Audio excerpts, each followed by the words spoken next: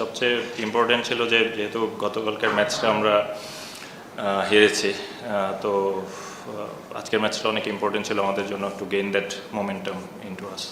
না, কারণ ওই ওভারে আমার জন্য রাইট ম্যাচ আপ ছিল মিরাজের ওভারটা, তো আর যেহেতু প্রায় 11 করে রান লাগে, তো I have to take my chances. তো আলহামদুলিল্লাহ যে ওই ওভারটা আর কি কয়েকটা বাউন্ডারি আসছে আর কি। প্ল্যানিং ছিল অ্যাজ মাচ অ্যাজ পসিবল আর কি ইউটিলাইজ করা ওই ওভারটা। মানে আমরা চিন্তা করছিলাম যে একটা বড় ওভার প্রয়োজন, আদারওয়াইজ রান রেট তো কাম ডাউন করবেন আর কি। আমার লাস্ট বলে প্ল্যানিং ছিল, কারণ আমি জানি যে হয়তো ও ইয়র্কারই ট্রাই করবে।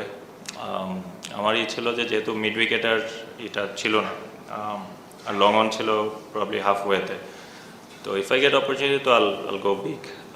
বাট এক বলে এক run, it's very easy to say a lot of things, but deliver করতে পারা না পারা এটা অনেক সময় হয়, অনেক সময় হয় না।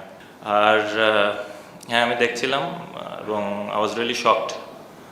I was really shocked because I feel last 2 years, even last 3 years, so যদি আপনি if you get the performance data graph, I think probably even a lot of national player wasn't near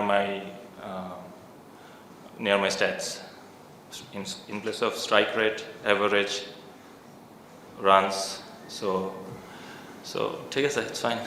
যদি বলি এখন যারা late middle order Bangladesh টিমে batting করছে, Zaker batting করে, আরও অনেকেই ব্যাটিং করছে, it's not easy, it's really tough, specially T20 ক্রিকেটে আপনি গিয়েই প্রথম বলে 6 মারা 4 মারা, ইটস নট দ্যাট ইজি, এবং we are not like gigantic big hitters, we need a bit of time to get our eye in, তারপরে হয়তো আমরা আমাদের রাইট ম্যাচ আপ অনেক সময় পেলে, but you still need to think যে আপনি কাকে মারতে পারবেন, ইউ নিড টু অ্যানালাইজ।